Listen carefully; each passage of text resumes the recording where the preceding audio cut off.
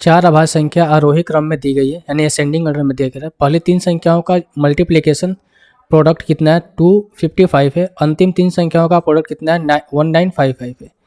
तो सबसे बड़ी अभाज्य संख्या, सबसे बड़ी प्राइम नंबर कौन सा होगा? अब देखो, ये आपको क्वेश्चन ये देखकर लग रहा होगा कि इसमें तो कुछ दिया ही नहीं है, निकाले मैं कैसे?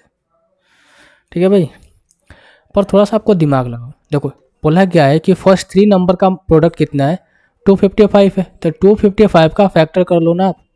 अगर मैं इसको 5 से ले जाता हूँ तो कितने बार में कटेगा? 5 और ये 1, और ये 51 को मैं फैक्टर करूँगा 17:3, यानी कि अगर मैं इनका फैक्टर निकालूँ तो 3:5:17 आ रहा है ना। अगर मैं इसका 255 का फैक्टर निकालता हूँ तो क्या आ रहा है? 3 गुणनखंड करूँगा 3:5:17। अगर आप गौर से देखोगे कि तीनों के तीनों संख्याएं क्या हैं जिनका फैक्टर मैं निकाल कर आया, 255 का मैंने फैक्टर निकाला, तो 3, 5 और 17, ये तीनों के तीनों क्या है? प्राइम नंबर है। क्या है भाई? प्राइम नंबर है। तो 3 तो प्राइम नंबर आपको यहीं से मिल गए। अब चौथे प्राइम नंबर की बारी है भाई।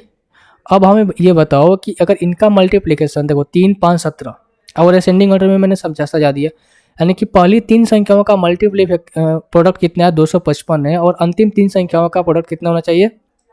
1955 होना चाहिए।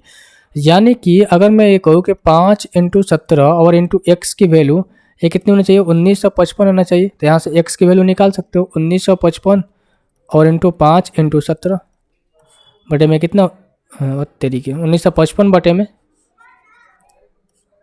5 × 17। ठीक है, तो 5 से तो ये कट जाएगा, कितने बार में कटेगा? 5 3 15, 4 5 9 45 1, और ये 17 से कटिएगा ना, कट जाना चाहिए। 17 दूनी का 34 और 17 तिया 51। तो एक्स की वैल्यू कितनी आ गई? 23। तो जो सबसे बड़ी प्राइम नंबर होगी कितनी होगी? 23, ऑप्शन नंबर ए।